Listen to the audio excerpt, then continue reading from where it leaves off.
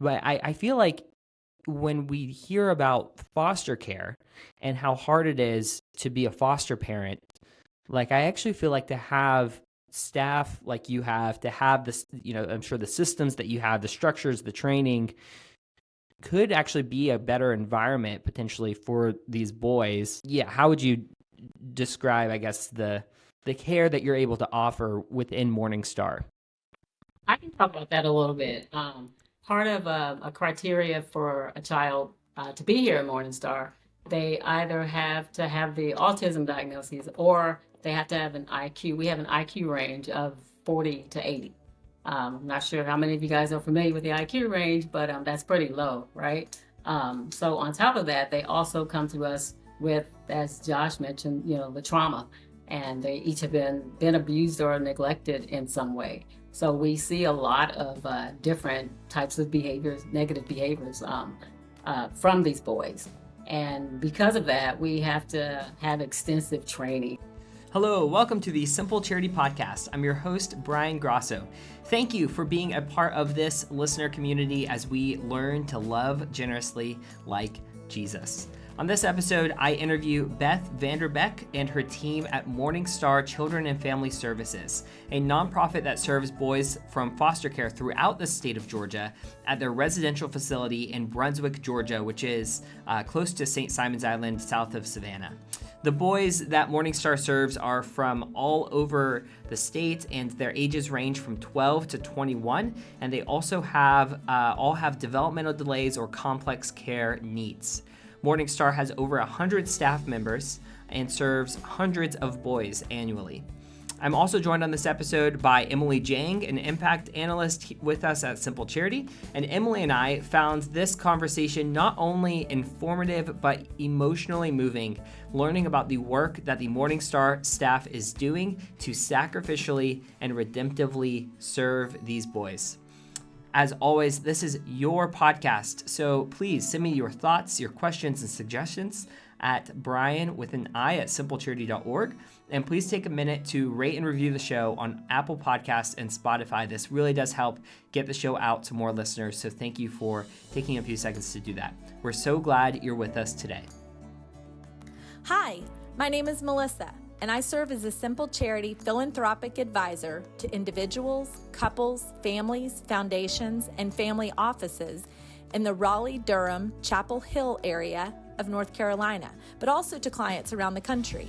If you're curious about your own generosity journey and would like help thinking through a philanthropic strategy with intentionality to discern where God is calling you to love people, to find excellent nonprofits to partner with, or to understand the impact of your current grant making, I would love to connect and share more about Simple Charity's philanthropic advising offerings.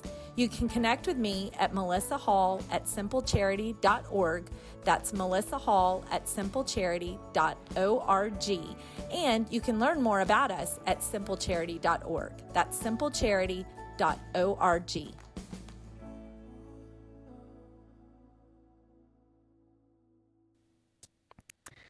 All right, welcome to the Simple Charity Podcast. We have a full crew today. I'm joined by Emily Jang from Simple Charity. Hi, Emily. How are you? I'm good, Brian. It's nice to be back on the podcast. Emily is our wonderful impact analyst. I'm also joined by a few staff members of a nonprofit in Georgia called Morningstar, including Beth. Hi, Beth. How are you? Hey, how are y'all today? Good. Glad you're here. We also have Joshua and Brashana, and maybe Joshua. Hey, guys. And Beth is the executive director of Morningstar. Josh, can you share what you do for the organization? I'm the assistant residential director. Awesome. And how about you, Brashana? I am the residential director. So as we always do on this podcast, we're going to start with asking everyone what we're grateful for today. We have a whole crew. So maybe the Morningstar crew can go first. What are you grateful for today? Whoever wants to jump in. I'll start. Hi, once again, I'm Brashana. I'm just grateful for another day. I have a son that is he's in college right now, and he's doing finals. He's taking finals, and he's doing very well. So I'm grateful for that. I'm grateful that I'm not doing finals. I'm grateful for today, my wife. I have a 9-month-old daughter. And this morning she sent me a video of our daughter crawling across the living room floor for the first time. Whoa, that's awesome. That's awesome. Yeah, and I'm grateful from a family perspective too. I'm a new grandmother and have a little granddaughter named Charlie that lives in Atlanta. And I'm really actually grateful for technology and how we can FaceTime together every day. And I can see her do the fun things that Josh gets to see his child do in person. So thankful for that. That's awesome. There are actually some things that are good about technology. Yes, they connect us. That's exactly right. Yeah, that's so good. Emily, how about you? What are you grateful for today?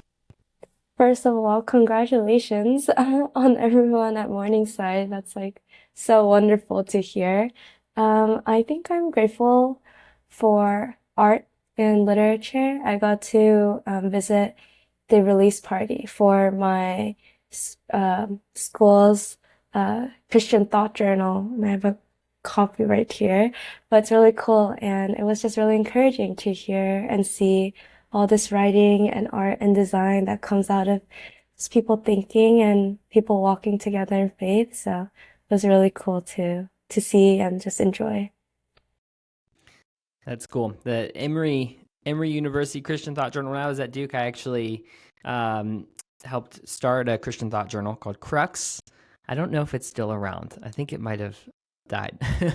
But it was really fun while we were doing that. And so that's cool that Emory has one too. We're not here to talk about college Christian Thought Journals, although that would be a fun podcast episode, and maybe we can talk to the folks of the Augustine Collective about that at some point. But we're here to talk about Morningstar, and would love to just start with a high-level overview. Beth, maybe could you just give us a sense of what does your organization do, and who do you serve? Sure. Morningstar is a youth residential and counseling service here in Brunswick, Georgia, on the coast. For those who don't know where Brunswick is, we're an hour south of Savannah and an hour north of Jacksonville, Florida. Right here on the coast, it's a beautiful space. We have a residential home here on actually about 350-acre property in total, but our campus is about 30 acres, and it was an old state farm, state park. And so it's a beautiful piece of property. We serve special need foster boys through the Georgia foster care system. Our kids are not little kids. They're actually 12 to 21.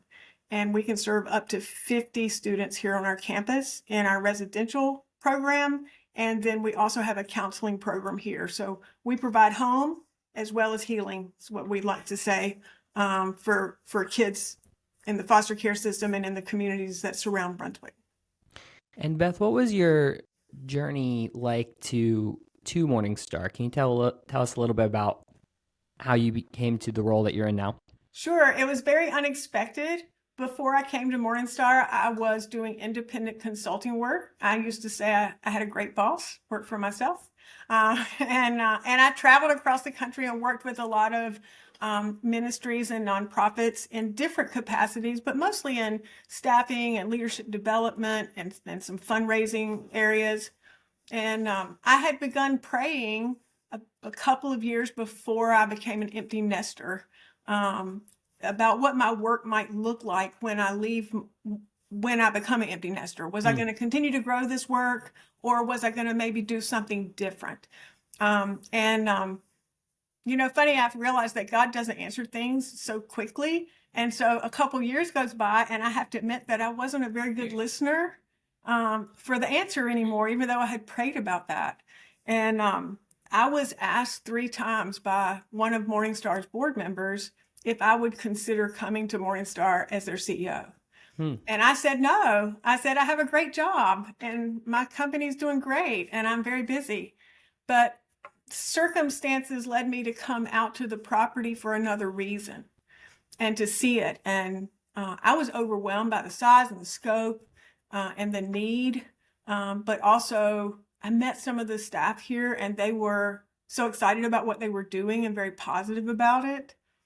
I was also reading the book Chase the Lion. I'm not sure if you've read that. It's by Mark Batterson.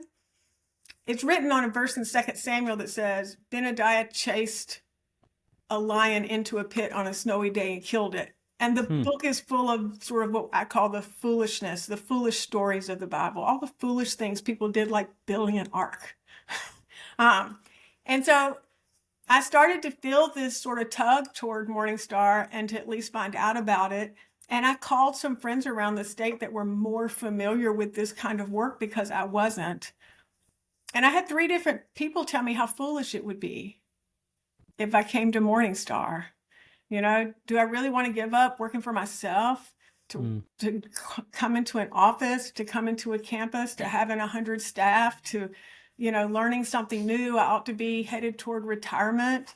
And over and over again, as people said that was foolish, as well as some other conversations, I have to say that I've never been more certain that Morningstar was my foolish thing. It was my lion. So I say Morningstar is my lion to chase. And it's the hardest work I've ever done, but I'm very certain I'm supposed to be here. I'd love to learn more about the boys you serve, and maybe Josh and Prashana could share some. Can you share just a sense of like what would be a typical story? And maybe there's not one typical story. Maybe there's a few different, you know, even archetypes of the kinds of boys who come to Morningstar. Can you just give us a picture of who it is that you're serving? Yeah, so one way I always like to say it is, you know, there's no easy way that a kid comes into foster care. The cost of admission into foster care is high. Even your best case scenario for coming into foster care is you had 2 loving parents and they got in a car accident and died, and you didn't have an extended family that could take you in. That would be traumatic, but the reality is the majority of kids that come into foster care, including our boys here, they come into care because they've been abused or neglected. And the circumstances of their home life are what have led the state to come in and to remove them from their family's care and to place them in foster care. And then one of the things that we try to be careful and aware of is that it doesn't mean that their families didn't love them, that there are actually some really good moms who have kids in foster care, and that can be true of our boys here. But when we're just talking about the storyline of the boys that live here at Morningstar, the stories and levels of abuse and trauma that they've gone through. We've had kids that have come here because they were found by the state living in dog cages. We've had kids that have come here because they've witnessed a family member kill one of their other family members. We've had kids that have, you know, been exploited sexually, that have been abused physically, and almost every one of them has had some level of at least emotional abuse. And so because of those factors going on at home, they enter foster care. In the foster care system, there's a lot of different places that kids can end up. A group home is for kids that are aged 12 to 21. And so all the kids here, they're 12 to 21 years old. And group homes are oftentimes not the first choice for the state of Georgia. They prefer for kids to be placed in a home somewhere. A home setting, it would just be, in theory, the best for every kid, as opposed to being in a place with, you know, a lot of other kids. But you know, there's the ideal and there's the reality that we live in. So Morningstar kind of is a group home of many group homes that are meeting that need of, you know, how can we actually love and serve and take care of the boys in foster care in Georgia, and in a way that still provides some of that love and care and safe space that you would find in a home. Okay. By the way, Emily, at any point, if you have a question you want to jump in, feel free to. There's a large ongoing debate in child welfare about group homes, about family-based care, about, you know, and in the church and Christian philanthropy, it doesn't even feel like there's a debate really. It's like there's such a strong push towards family-based care. But I want to circle back on this idea of, for the particular kids that you all are serving, it seems to me like I am sympathetic to group homes. And I think there's actually a significant amount of research that shows that group homes can be done really well, can improve outcomes. But for the kids that y'all are serving, to me, there would be some advantages of having like a highly trained staff. And maybe I want to talk about this more. Like, I'm sure there are hard things that happen at Morningstar all the time. Is my hunch. We can talk about that. I mean, this is a difficult, we're talking about teenage boys who have experienced horrible abuse and trauma, and then putting 50 of them together, in a residential home. But I feel like when we hear about foster care and how hard it is to be a foster parent, like, I actually feel like to have staff like you have, to have this, I'm sure the systems that you have, the structures, the training, could actually be a better environment potentially for these boys than than going to just foster homes where parents, even if they're trained, they might not have the same level of care that they can offer. Do you think that's a fair thing to say? Or, how would you describe, I guess, the care that you're able to offer within Morningstar? I can talk about that a little bit. So I don't think it's been mentioned, but part of a criteria for a child to be here at Morningstar, they either have to have the autism diagnosis or they have to have an IQ. We have an IQ range of 40 to 80. I'm not sure how many of you guys are familiar with the IQ range, but that's pretty low, right? So on top of that, they also come to us with, as Josh mentioned, the trauma, and they each have been abused or neglected in some way. So we see a lot of different types of behaviors, negative behaviors from these boys. And because of that, we have to have extensive training. Here at Morningstar, we invest a lot in preparing our employees to handle these various issues that will be seen by these kids. And it's a daily thing, right? You have to have a certain type of heart to do this. And so we try and equip everyone that works here with the ability to do so. Now, even though there are times we make these investments and we send these people through different types of training, we still realize, even with all that training, not everyone is cut out for this. And when we bring them on, we don't sugarcoat things during an interview. We let them know that this work is hard. It's rewarding, but it's very hard, and it's not for everyone. And when we see that it's not for everyone, I mean, we recognize, these kids they deserve us at our best. Yeah. So we try and make sure that, we prepare everyone that's going to be working for these kids with the right tools. And my background is DFACS, right? So I'm very familiar with the foster care system. I'm very familiar with the types of homes that are out there. There are a lot of loving homes out there, but there are also people that a lot of the foster homes aren't equipped to handle the kids that we take care of Morningstar. I think that's what I was trying to say is, when we're talking about which is better for a kid to be in a home or a group home versus family-based care, and I'm sure even in your case, well, I would love to actually ask this: is there this drive towards reunification, towards having, boys go back to their homes, and what does that look like? Like, how long do boys usually stay at Morningstar? Okay, I can talk about that again. Because, thank you.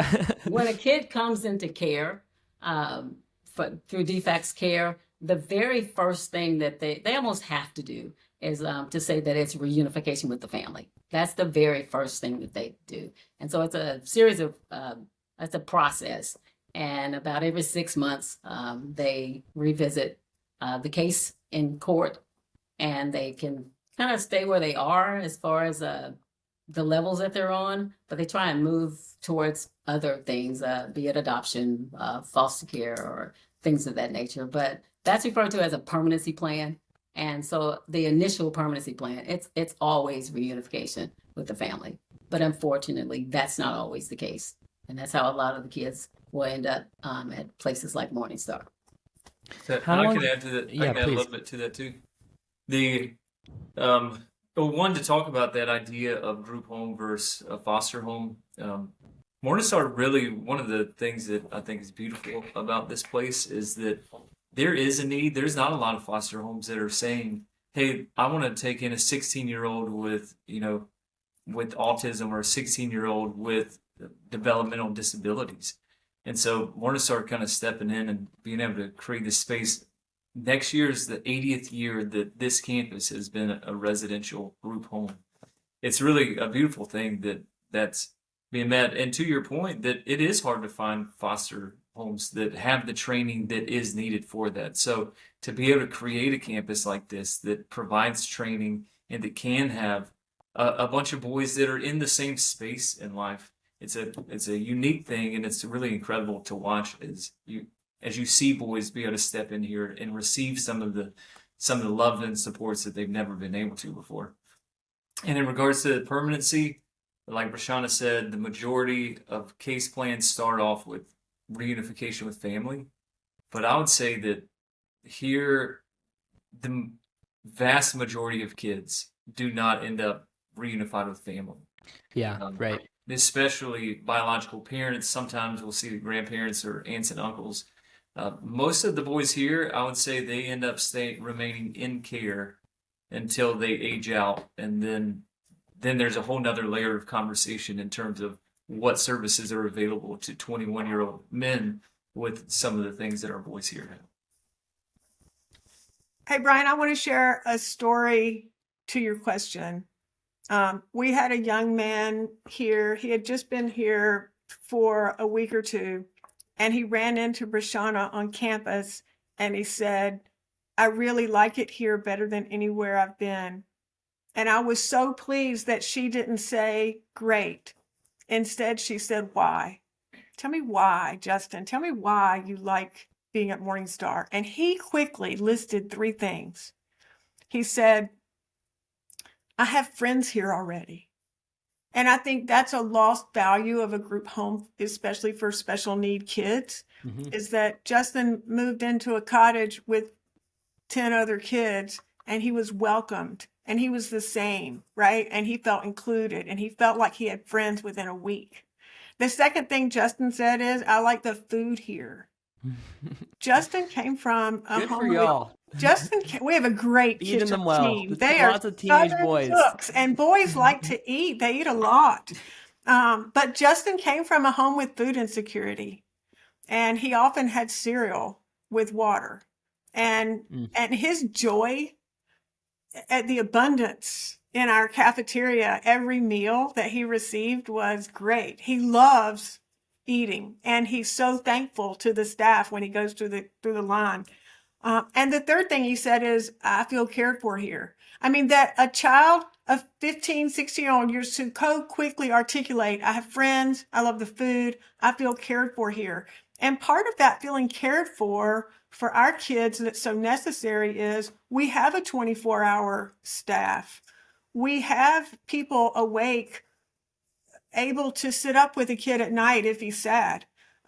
We have a nursing team that's here every day that can meet with them. We have a counseling team that's available every day to talk with a child who's struggling with whatever trauma brought them into care.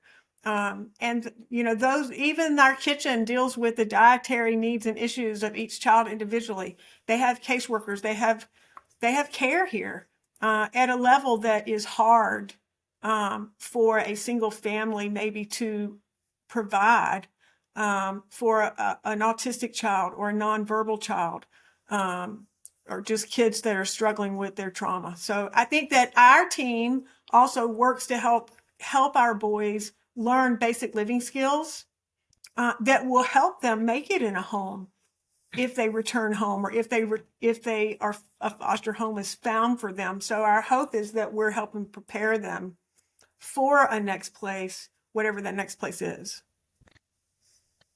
Yeah, I want to hear any questions, Emily. I've been dominating with the questions, Emily. Sorry, there's so many things that make this conversation really meaningful for me. One is that I grew up in Georgia, so this feels like a close to home issue. And then the second is we've been doing a lot of research on child welfare and simple charity, and have really been diving into the system. And one of the things that we found in that research is that for every new placement that a kid has in foster care, the outcomes are worse. So, like the worst outcomes are for kids who are placed in foster care, and then 6 months later they go to another home, and 1 year later they go to another home, and then they go to another home. And I just think, a lot of times it is the kids who are hardest to care for who are going to have those additional placements, because these families are like, we can do this, and then they get into it and they're like, maybe we can't, like, and just to say, I think there's this idea in the church especially that kids need to be in families, and that's right. And I think the way that has been implemented in the U.S. foster care system has so much brokenness that sometimes, I don't know if just because you're in a nuclear family in a house, that means you're better off, especially if you're going to get placed in another house 6 months to 1 year later, and then another house, and then another house. And you get some of these horror stories of kids whose entire childhood is fragmented.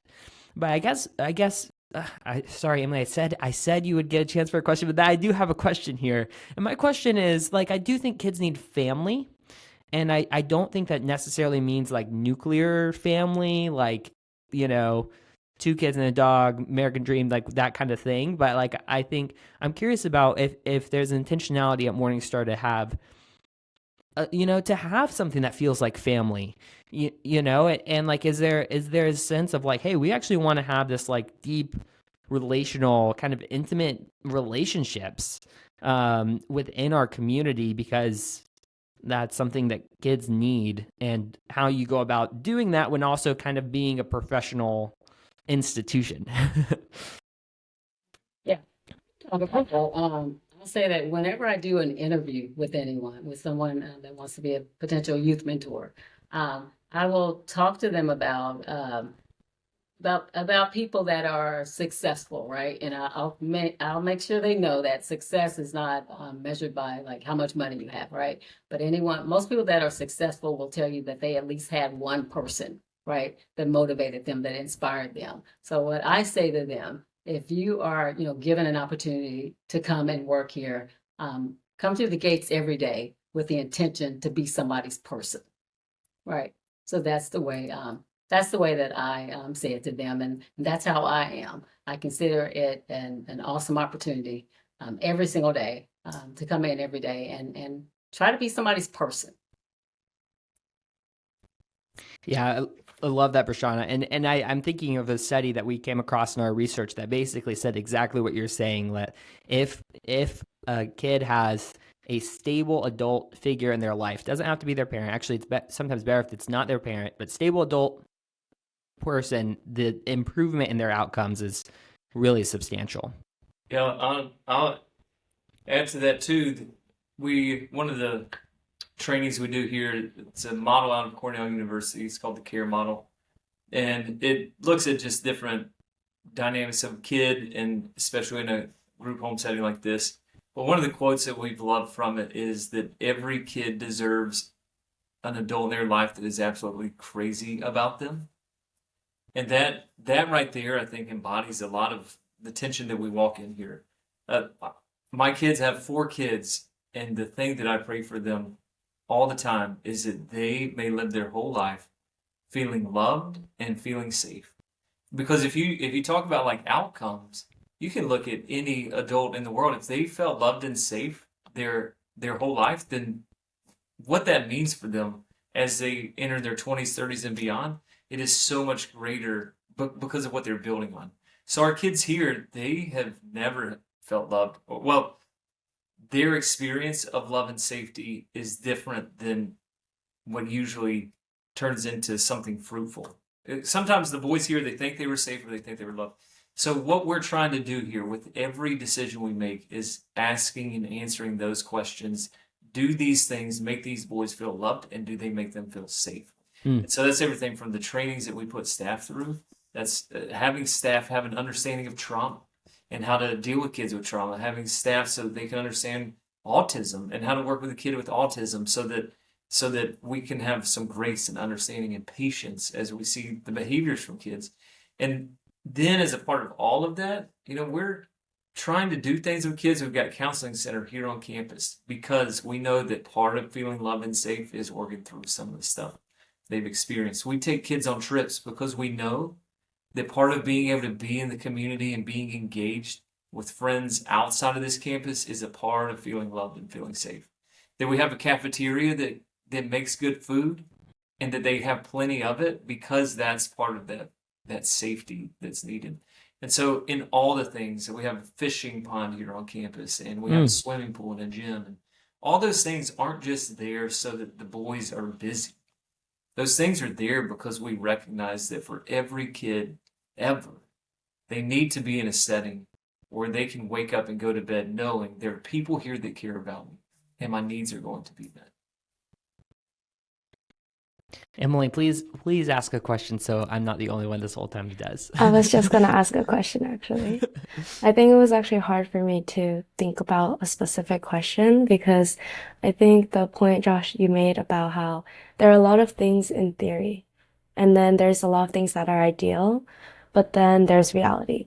And I think Brian and I are kind of all the work that we've done in like research and looking at different studies, like talking and just thinking about these things for us tends to be in theory because we're just looking at research papers, we're looking at statistics, which I do find its merit, but at the same time, I think I'm coming to a greater realization because there are definitely things that we know in our head and then there are things that we feel in our heart.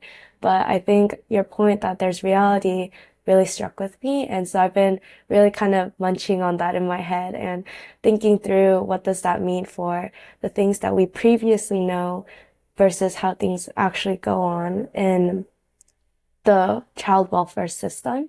But I guess beyond those things, because I haven't really come up with a specific question on that yet. I think one of my bigger questions that had come up earlier when you guys were talking about the stories of the boys that come into your campus is as staff, as people who care for them, I know that there's also a degree of attachment and love that gets poured into these boys.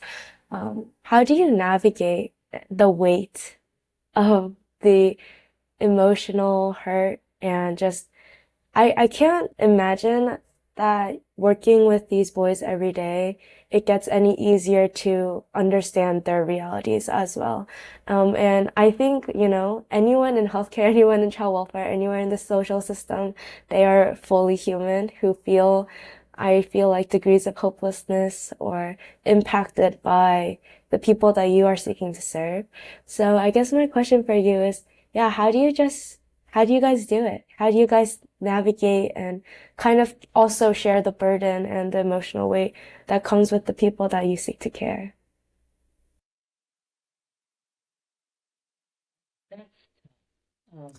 That's a good question. I'll say that is a good question. I'll have to admit, I've been doing this work for quite a while. I am a big advocate for children. I've been asked to leave courtrooms. I mean, I'm a really big advocate. I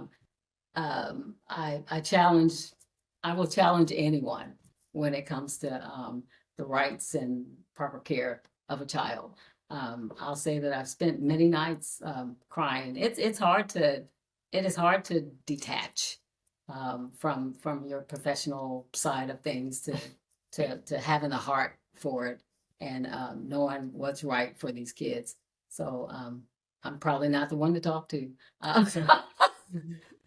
But I will just say that it's hard. And I do it, and I'm able to do it because I know that it is what God wants me to do. It is not what I know that I should be doing. So that's how I'm able to do it.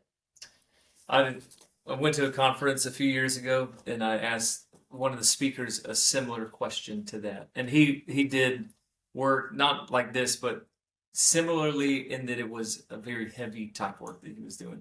And he said, sometimes I curl up in the corner of my room and I cry. And that stuck with me because I remember when I was in college and starting to go down the path of entering into work like this, my assumption was that you're going to be filled with this joy from the good work that you're doing. But somewhere along the way, I realized that actually curling up in the corner of the room and crying is where this work can lead you at times. And that doesn't actually diminish it. Mother Teresa, after she died, they found some of the things that she wrote, and there was some stuff in there where she was really speaking to the weight of what she was carrying, and that was actually causing her to have some doubt in her faith. And I remember people, when those first came out, there was this question of like, wait, Mother Teresa was having doubts? But I think that it actually just speaks to when you're jumping in and you're in the middle of the stuff that we see every day, that it can be extremely difficult at times. So to answer your question, how do you? If I were to say simply one, I couldn't do it if I didn't have the people that are sitting here with me. It's the kind of work that if you do it alone, you'll shrivel up pretty fast. And two, sometimes you just have to know when you need to tap out for a minute. Because it can be that I had a friend that he did work in Mozambique, I believe it was. And he would always say, he said, if you wrote a book on the work we do here, it would be 2 inches thick. But if you shared the full story, that was like the stuff that you don't put in the book because like it's just too heavy to put in a book, the book would be like 2 feet thick. And I can relate to that. The reality is that we have more stories of sadness and grief working here than we have joy and elation. Yeah, that just makes me think of Ecclesiastes and some of the teachings of Jesus, the Beatitudes. Blessed are those who mourn, blessed are the poor in spirit. And that's, I don't know if that like preaches well at mega churches always, Well, I nothing wrong with mega churches, but I that's not a great slogan. Like, hey, enter into suffering love. Yeah. And but I think to add, but there's something very much like Jesus. There is part of entering in these spaces, like when Jesus talks, like when you really look at what he did and what he taught, where he spent his life, one of my big takeaways is he spent his life living and interacting with people in the margins of society. The people that everyone else, the whole story of the Good Samaritan is your neighbor is different than who you think your neighbor is. And there are people that live in the margins of our society that are forgotten about all the time. And I feel like Jesus' invitation constantly is, go join me working there because that is where you'll find me. And for me, at least, the rootedness into this type of work is to say, all right, that's the invitation. That's the invitation to find where's Jesus working and join him there. I have a couple questions for Beth. Beth, did you want to say something? Did you want to respond to that as well? Well, I did. Just to echo that this is hard. It's hard every day. We do cry a lot in the corner. And we can admit that to each other. We cry with each other.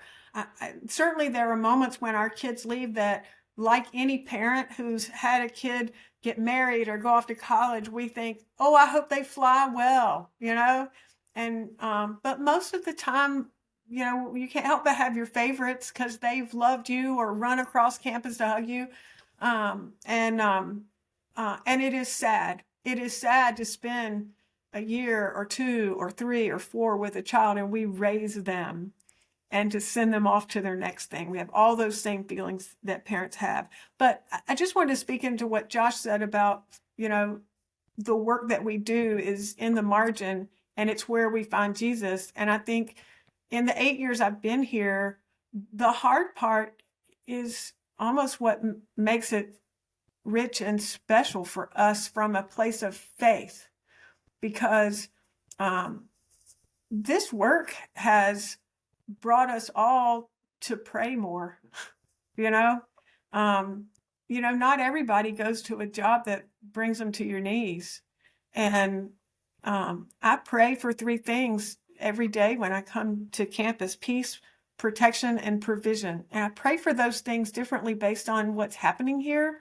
But I'm praying, and Josh and Brashana are praying, and we're looking for God, and we're expecting to see him. And he shows up over and over and over again, the stories we could share.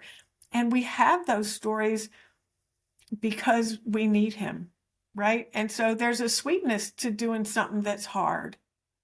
We live in a world that encourages people to do things that are easy. And if it's not easy, then it must not be where God wants you to be. But I would say, if I've learned anything here, is that God calls people to hard things and he needs us to come. And there's a richness that comes because it's hard. Some chasing of lions, some holy foolishness. Yes. And Beth, I want to talk about provision. So how is Morningstar funded? Is it you guys get some government grants, philanthropic capital? What's kind of the funding situation for the organization? Sure. We have 3 ways that we're funded. We receive about 70% of our funding from a per diem per day that we get like a foster parent for the kids that we serve. About 10% of our funding comes from insurance for the counseling services that we provide. And then we raise the other 20%, which right now for us, it has been about $1 million, plus funding for capital that we need to raise for our campus. So what does that $1 million do? So this is private donations, individuals, foundations, donor advised funds, the whole kind of private giving landscape, I suppose. What difference does it make when someone writes a $100,000 check to Morningstar? The biggest need we have, and from a funding standpoint, we have 2. One is people. We're people service. We need a lot of staff here 24 hours a day to care for the boys, to do all those things that we talked about. And so, the amount of staff we have can be driven in part by the funding that we have to provide for all of that. Like I said, our campus has been here a long time, and it's historical, which is another word for old. And every building has needed repair. And it's a home, and the boys deserve a good home. And so over the last 8 years, we've been because of generous donors, we've been able to walk through campus. And so far, we've renovated 2 of our 3 cottages, and they're beautiful. And the boys and the staff have joyed in beautiful spaces to live in. And our gym has been redone for great play and fun and activities in our kitchen. So we're walking through our campus, renovating as funding allows. And we hope in the not too distant future, we'll get those renovations completed at our current property. And then we can look at growing, because kids are still coming into care. And the state calls us every day with kids that need somewhere to be, that would be a fit for our campus and our program. We just need to build more cottages and hire more people to be able to care for more kids here.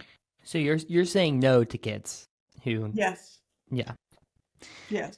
And what's kind of the funding gap? Like if you had like an overall capital goal for adding, are you in a capital campaign now, or what's the, to renovate, to build new things, how much money you want to raise? Well, we're not in a capital campaign. We have, I guess, There's now. dreams though. Yes, we have about $5 or $6 million worth of projects outlined: a wellness clinic, an outside patio, and update to our dining hall, a cottage that needs to be fully renovated, generators for our campus, so that when the power goes out, that we're not hauling the boys to another facility. That's really hard on them. So our roads need to be repaired. I mean, we have a lot of big things. Buc-ee's is opening up across the street from our little quiet Oh my gosh. campus. And so Well, I bet the boys are going to love that. the boys are going to love that. And for those that are in our workforce program, we're hoping they'll have we'll have a new workforce partner. There you go. And I our hear staff are Buc-ee's going to pays love well. having food and gas on our exit, but it's going to create a lot of traffic, and we're talking about the safety concerns of that. So, we may have to invest in fencing, but what we need today for the projects that we have, is outlined in that $5 to $6 million range. And then for us to grow and add, we have room to add a neighborhood, Yeah. If I could add $10 million onto that and build new cottages and bring more boys in here into a new little safe neighborhood, it'd be beautiful. Yeah. All right. Last question. We'll love to hear from all three of y'all. What are you learning in this season of life about what it means to love like Jesus? I'll go first because I'm still learning the same thing that I learned 8 years ago when God had to nudge me 3 times to listen and to come to Morningstar. I'm still learning to listen and to respond. Just last week, I'm riding to work one morning and a staff member came to my heart.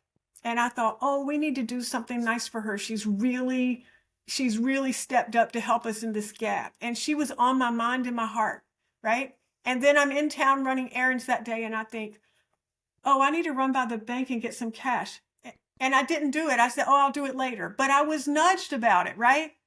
And I get back to campus and that staff member shows up my door, distraught, and asked to speak to me. And she shared a personal need, a financial need.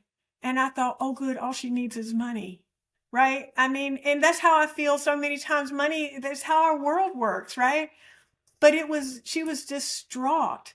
And I was able to meet her need. But more than that, I was able to share with her that God had brought her to my mind that morning and that he had even nudged me to go to the bank and I didn't do it. But luckily, we live in a world that has all sorts of ways that technology can help you meet somebody's need. But I told her about how he had put her on my heart.